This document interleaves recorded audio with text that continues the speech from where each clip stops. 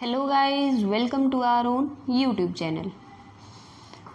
Latest topic की ending ही है, अब तो ऑलमोस्ट कंप्लीट होने वाला है। लेटेस्ट टॉपिक हमें पता है बहुत बड़ा था, लेकिन ये भी श्योरिटी थी हर बार हर साल इसमें से क्वेश्चन 1 2 कभी कभी तो 3 भी देखने को मिले हैं। तो आज एक टॉपिक है बाउंडेड, कॉम्प्लीमेंटेड या फिर डिस्ट्रीब्यूटिव लेटिस। तीनों एक साथ ही कंप्लीट कर लेंगे और थोड़े थोड़े रिलेटेड भी हैं। तो तीनों डेफिनेशन लेटिसेस 3 तरह के हैं, हम बाउंडेड, कॉम्प्लीमेंटेड या डिस्ट्रीब्यूटिव। इन तीनों को बताने से पहले इसमें 2 चीज़ों की ज़रूरत होगी, ग्रेटेस्ट एलिमेंट, लीस्ट एलिमेंट, या फिर तुम पढ़ते आ रहे हो लीस्ट अपर बाउंड या ग्रेटेस्ट लोअर बाउंड, LUB और GLB।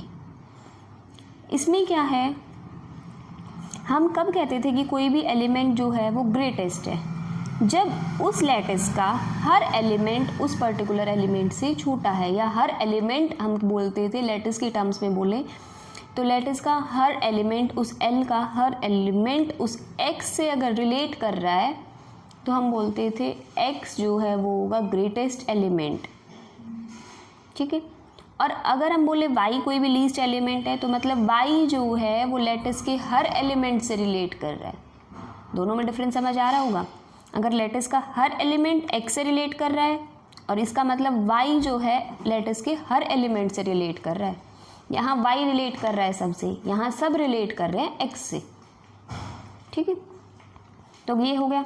उसके बाद लीस्ट अपर बाउंड और ग्रेटेस्ट लोअर बाउंड, ये आप खुद भी समझ सकते हैं। हम इस चीज़ को जो जॉइन और मीट थे, इस सिंबल को जॉइन बोलते थे, इसको मीट बोलते थे, लेकिन हम बोलते थे कि इजीली थोड़ा सा याद रखने के लिए हमने अपनी एक ट्रिक थी, या ये कह सकते हैं याद रखने का एक मेथड था कि हम जॉइन को यूनियन समझ के क्वेश्चन सॉल्व कर देते थे और मीट को इंटरसेक्शन समझ के। तो अगर हमें लीस्ट अपर बाउंड मतलब सबसे ऊपर वाला बाउंड अगर ढूंढना है तो हम क्या करते थे, उन सब का यूनियन, सबसे ऊपर पहुंच जाओ, और इंटरसेक्शन मतलब सबसे छोटा, तो वहाँ पे मीट निकाल लेते थे। तो लीस्ट अपर बाउंड भी मिल गया और ग्रेटेस्ट लोअर बाउंड भी मिल गया। ठीक है, आगे हम कहाँ इन सारे तीनों तरह के लैटिसेस में हम यूज़ करेंगे कि जो ग्रेटेस्ट एलिमेंट होगा या ग्रेटेस्ट होगा उसको हम 1 की तरह यूज़ करेंगे। ठीक है, तो लीस्ट अपर बाउंड है, अपर बाउंड को हम 1 और लोअर बाउंड को 0 इस तरह से रिप्रेजेंट करेंगे।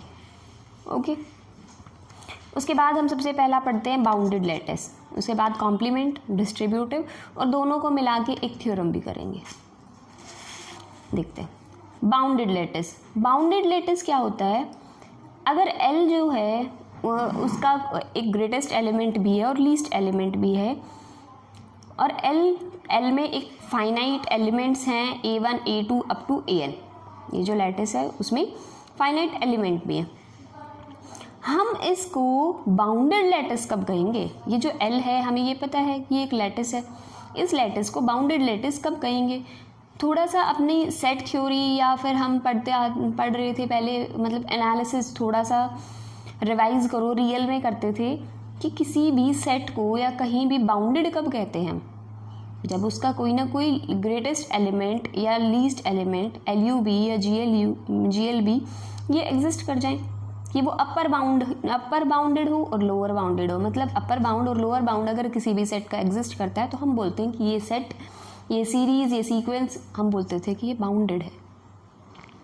ठीक है, अब हमें पता है अपर के लिए हम क्या देखते हैं, उन सब का जॉइन, और लोअर के लिए क्या देखते हैं, उन सब का मीट। अगर हम कहें कि इनका जो अगर जॉइन है वो 1 है और अगर उनका मीट 0 है, वो सिर्फ एक नोटेशन है, 1 और 0 से रिप्रेजेंट कर रहे हैं, तो हम ये कह देंगे कि वो जो लैटिस हमें गिवन है उसका अगर जॉइन और मीट जो है वो एग्जिस्ट कर रहा है, एक ग्रेटेस्ट एलिमेंट और एक लीस्ट एलिमेंट मिल रहा है, दोनों चीज़ें, तो हम उस लैटिस को बाउंडेड लैटिस बोलेंगे। और हम हमेशा पढ़ते हैं कि हर फाइनाइट जो सेट होगा वो बाउंडेड हो ही जाता था। ठीक है, अपर बाउंड और लोअर बाउंड मिल जाता था उसका। अब हमें पता है, अगर तुम खुद सोच के देखो, Z प्लस क्या है, एक लैटिस है, लेकिन ये एक बाउंडेड लैटिस नहीं है। क्यों?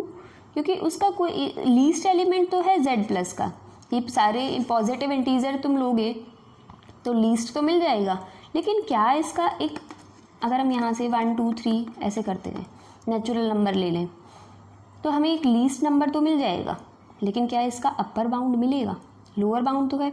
और बाउंडेड कब होता है, ना सिर्फ लीस्ट बाउंड या लोअर बाउंड या अपर बाउंड नहीं, दोनों अगर एग्जिस्ट करते हैं तो ही हम उसे बाउंडेड लैटिस बोलते हैं। तो इसका ग्रेटेस्ट एलिमेंट नहीं है, इसका अपर बाउंड नहीं है। तो क्या z प्लस, और इसमें रिलेशन भी बता रखा है कि पार्शियल ऑर्डर रिलेशन क्या है, डिविजिबिलिटी वाला। 1 2 को डिवाइड कर रहा है, 2 4 को करेगा, 6 को करेगा, ऐसे वाला, जो पहले मैंने लैटिस में सिखाया भी है एक बार, डिविजिबिलिटी वाला। तो जब हम ये चेक कर रहे थे, ये सीख रहे थे क्या ये एक लैटिस होगा या नहीं होगा, वहाँ किया था हमने।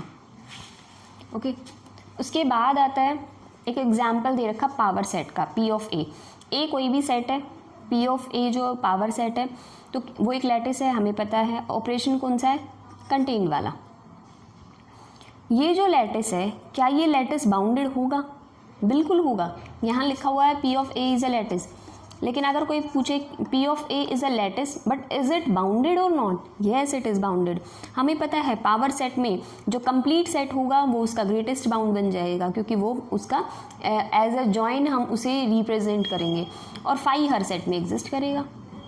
पावर सेट मतलब ऑल द सबसेट्स होते हैं ना, एक ऐसा सेट जिसमें किसी भी, अगर हम P ऑफ A निकाल रहे हैं, A का पावर सेट निकालना है, तो A जो सेट है उसके सारे सबसेट्स का जो सेट होता है उसे पावर सेट बोलते हैं।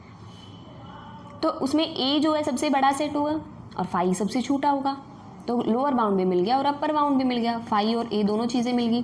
तो is P of A with respect to this relation bounded और not, yes it is bounded. ठीक है, उसके बाद एक रिमार्क है, L कोई भी लैटिस है with respect to this operation, वो एक बाउंडेड लैटिस है। अगर वो बाउंडेड लैटिस है तो रिमार्क में कुछ प्रॉपर्टीज़ बता रखी है। तो अगर ये बाउंडेड लैटिस है तो क्लियरली हमें ये पता है कि ये जो लैटिस है वो बाउंडेड है, तो इसका हर एलिमेंट 0 और 1 के बीच में होगा, क्योंकि हमने 0 को ये स्पेसिफाई किया है कि ये एक लीस्ट एलिमेंट है और ये एक ग्रेटेस्ट एलिमेंट है उस सेट का या उस लैटिस का। अगर बाउंडेड लैटिस है तो मतलब कंप्लीट लैटिस का हर एलिमेंट इन दोनों के बीच में ही लाई करेगा। उसके बाद आते हैं A जॉइन O या 0, A जॉइन O। अगर हम A जॉइन 0 बोल रहे हैं, A की जॉइन है 0 के साथ, तो तुम इसे यूनियन की तरह लो कि कोई भी छोटा सेट है 0, तो A बड़ा सेट है, दोनों का यूनियन लोगे तो बड़ा ही सेट आना है, वही चीज़ है। और अगर हम बोल रहे हैं A इंटरसेक्शन 0, अगर तुम इंटरसेक्शन लोगे तो छोटा आएगा। फिर से A यूनियन 1, अगर हम यूनियन लेते हैं 1 के साथ तो 1 आएगा, क्योंकि ये तो सबसे बड़ा सेट है ऊपर वाला, ऊपर जो 1 है वो सबसे बड़ा है, 0 जो है सबसे छोटा। इसके साथ कोई भी एलिमेंट का अगर इंटरसेक्शन लोगे तो यहाँ पहुँचोगे, इन दोनों का अगर इंटरसेक्शन 1 के साथ लोगे तो अगर 1 के साथ इंटरसेक्शन लोगे तो जिस सेट का इंटरसेक्शन लोगे वहीं पहुँच जाओगे। यूनियन लोगे तो बड़े वाला सेट, यूनियन हमेशा बड़ा होगा, इंटरसेक्शन छोटा, क्योंकि इंटरसेक्शन में तो सिर्फ कॉमन एलिमेंट ढूंढने होते हैं। और अगर A का मीट 1 के साथ लेंगे तो A ही आएगा, A इसका इंटरसेक्शन 1 के साथ लो तो यही एलिमेंट होगा। ठीक है, अब तुम्हें दिख रहा है आइडेंटिटी। आइडेंटिटी होती क्या है, एक बार याद करो आइडेंटिटी की डेफिनेशन। आइडेंटिटी हम पढ़ते थे, आइडेंटिटी वो एलिमेंट होते हैं या आइडेंटिटी हम उसे कहते हैं कि जिसे हम किसी के साथ भी अगर ऑपरेट करें तो सेम वही वैल्यू दे दे। ठीक है, अब यहाँ से देखो A के साथ अगर हम 0 को ऑपरेट कर रहे हैं with respect to operation join, तो A ही आ रहा है। एक ऐसा एलिमेंट जिसको अगर हम ऑपरेट करें तो वही एलिमेंट दे दो तो पक्का वो आइडेंटिटी है। जैसे हम बोलते थे मल्टीप्लिकेशन की आइडेंटिटी 1 होती है कि 1 को अगर हम किसी भी एलिमेंट के साथ मल्टीप्लाई करते थे तो वो वही एलिमेंट देता था। n के साथ कर लो n दे देगा, b के साथ कर लो तो b। तो हम बोल रहे थे कि मल्टीप्लाई के रिस्पेक्ट में 1 ही आइडेंटिटी होती है। लेकिन अगर हम जॉइन की बात करें तो जॉइन अगर 0 के साथ करेंगे तो सेम वही एलिमेंट आ रहा है, तो 0 जो है वो आइडेंटिटी है किस ऑपरेशन की, जॉइन की। ऐसे ही जब इस चीज़ को देखोगे तो तुम्हें दिख रहा है कि 1 जो है वो आइडेंटिटी है इस वाले ऑपरेशन की। क्यों? क्योंकि 1 के साथ कोई एलिमेंट ले लो वही सेम एलिमेंट आना है। ठीक है, तो ये है बाउंडेड लैटिस। अब आता है कॉम्प्लीमेंट। कॉम्प्लीमेंट क्या है? अगर L कोई भी बाउंडेड लैटिस है, 0 लीस्ट एलिमेंट है, 1 ग्रेटेस्ट एलिमेंट है, तो कोई भी एलिमेंट B अगर वो L का है या लैटिस का है तो हम A का कॉम्प्लीमेंट कब कहेंगे उसको? जब अगर हम उसमें जॉइन लगाएं तो 1 आ जाए और मीट लगाएं तो ये आ जाए। क्यों? क्योंकि अगर हम इन दोनों का 0 और 1 हमें पता है कि एक दूसरे के कॉम्प्लीमेंट है। अगर हम A जॉइन B करें तो 1 आ जाए और A इंटरसेक्शन B या A मीट B करें तो 0 आ जाए, क्योंकि ये भी तो आइडेंटिटी ही है। ठीक है, उसके बाद हमें ये प्रूव करना है कि 1 is the only complement of 0। इस तरह के तुम कभी भी यूनिकनेस तुम्हें कभी प्रूव करनी होती है किसी भी क्वेश्चन में, शुरू से ही प्रूफ हमें पता होते हैं कि यूनिकनेस जब भी प्रूव करने आ जाए, अगर हमें प्रूव करना 1 इज़ द ओनली कॉम्प्लीमेंट तो कोई और कॉम्प्लीमेंट ले लो और लास्ट में कॉन्ट्राडिक्शन आ जाएगी कुछ ना कुछ। जो कॉन्ट्राडिक्शन आए उसको बोल दो आवर अजम्पशन इज रॉन्ग और लास्ट में लिख दो कि 1 इज़ द ओनली कॉम्प्लीमेंट, कि ये दोनों इक्वल आ गए हैं। चलो देखते हैं प्रूफ इसका। लेट कर लिया हमने कि C कोई भी एक कॉम्प्लीमेंट है 0 का, हमें प्रूव करना 1 इज़ द ओनली कॉम्प्लीमेंट। हमने सोचा कि 1 के अलावा कोई एलिमेंट है C, वो भी कॉम्प्लीमेंट है 0 का। अगर वो कॉम्प्लीमेंट है 0 का तो इस प्रॉपर्टी को सेटिस्फाई करेगा, इसको करेगा, क्योंकि ये दोनों कॉम्प्लीमेंट की डेफिनेशंस थी ऊपर। लेकिन हमें पता है C जॉइन 0 हमेशा C ही रहेगा, ये तो हमने पढ़ा हुआ है कि C जॉइन 0 अगर तुम लेते हो तो वो तो C रहना। क्यों? क्योंकि ऊपर प्रॉपर्टीज भी पढ़ के आए हो, A join 0 is equals to A। किसी भी एलिमेंट का अगर तुम जॉइन लेते हो, क्योंकि हमें पता है कि जॉइन जो है वो 0 जो है वो एक आइडेंटिटी है विद रिस्पेक्ट टू जॉइन या दिस ऑपरेशन। अब इन दोनों को देख के हमें पता चल रहा है C का जब जॉइन किया 0 के साथ तो 1 आ गया, C का जब जॉइन किया 0 के साथ तो C आ गया। इससे क्या पता चल रहा है? C और 1 इक्वल ही है। लेकिन ऊपर तो हम लेके आए थे C is not equals to 1, लेकिन यहाँ तो आ गया C इज़ इक्वल्स टू 1, तो ये तो कॉन्ट्राडिक्शन आ गई। So our assumption is wrong. And what is our assumption? C is not equal to 1 is a complement of 0। So C is equals to 1 आ गया तो 1 इज़ द ओनली कॉम्प्लीमेंट, या 0 is the only complement of 1। ठीक है, 1 और 0 जो है वो एक दूसरे के क्या हैं?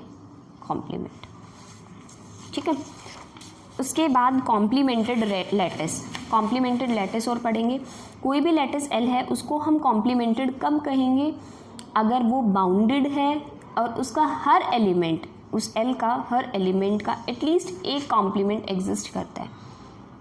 अगर किसी भी बाउंडेड लैटिस का तुम एक लाइन में पढ़ो तो अगर किसी भी बाउंडेड लैटिस के हर एलिमेंट का कोई ना कोई एटलीस्ट या कम से कम एक कॉम्प्लीमेंट एग्जिस्ट कर रहा है तो वो लैटिस कॉम्प्लीमेंटेड कहलाती है। एग्जाम्पल के लिए तुम देख सकते हैं P ऑफ A और कंटेंट वाला ही बाउंडेड लैटिस है। जॉइन और मीट जो है वो ये है, its bounds phi and A। Phi and A उसके बाउंड्स हैं, मतलब लीस्ट लोअर बाउंड और अपर बाउंड दोनों चीज़ें हमें मिल गई। हम इस लैटिस को कॉम्प्लीमेंटेड लैटिस कह सकते हैं। क्यों? क्योंकि इसका हर एलिमेंट का एक ना एक कॉम्प्लीमेंट भी होगा और दूसरा ये बाउंडेड भी है। तो अगर कोई पूछे कि क्या कॉम्प्लीमेंटेड लैटिस होने के लिए बाउंडेड लैटिस होना कंपलसरी है? Yes it is. तो बाउंडेड लैटिस अगर नहीं है तो वो कॉम्प्लीमेंटेड लैटिस होगा ही नहीं। तो कॉम्प्लीमेंटेड लैटिस होने के लिए ज़रूरी है कि पहले वो हम उसे प्रूव करें कि वो बाउंडेड लैटिस है। और बाउंडेड लैटिस प्रूव करने के लिए हम क्या करते थे कि उसका एक ग्रेटेस्ट लोअर बाउंड मिल जाए और एक लीस्ट अपर बाउंड मिल जाए, कि वो बाउंडेड बिलो हो और बाउंडेड अबव हो। तो इस सेट के लिए अगर हम देखें तो क्या ये कॉम्प्लीमेंटेड लैटिस है? हाँ जी बिल्कुल है, क्योंकि इसका लीस्ट बाउंड भी है और अपर बाउंड भी है, लोअर बाउंड भी है। फाई और पूरा कंप्लीट सेट अगर हम लेते हैं तो A, तो बाउंडेड तो हो गया। अब इसके हर एलिमेंट का क्या कॉम्प्लीमेंट एग्जिस्ट करेगा? बिल्कुल करेगा। कोई भी सेट उठाओ, अगर उसका A सेट और B सेट कोई भी उठाओगे तो उसका कॉम्प्लीमेंट ले दो, मतलब उस एलिमेंट को छोड़ के बाकी पूरे कंप्लीट सेट में से सिर्फ वो एलिमेंट निकाल दो। अगर हम बोल रहे हैं फाई A B और AB, मान लो ये पावर सेट है, ये कोई भी A सेट था उसका पावर सेट ये, तो अगर तुम्हें इस सेट का कोई भी सबसेट है, इस P ऑफ A का कोई भी एक एलिमेंट लिया, अगर हम इसका कॉम्प्लीमेंट लेते हैं तो इसका मतलब क्या होगा कि सिर्फ ये वाला आ जाएगा। तो उसका कॉम्प्लीमेंट तो होगा ना, एटलीस्ट L में ही एक कॉम्प्लीमेंट एग्जिस्ट कर गया, तो वो कैसा लैटिस है? कॉम्प्लीमेंटेड। और ये ज़रूरी नहीं है कि बाउंडेड लैटिस है एटलीस्ट एक कॉम्प्लीमेंट हो, ये ज़रूरी नहीं है कि कॉम्प्लीमेंट एक से ज़्यादा नहीं हो सकते, बिल्कुल हो सकते हैं। ठीक है, तो ये ज़रूरी नहीं है कि कॉम्प्लीमेंट एग्जिस्ट करे हर बाउंडेड लैटिस का।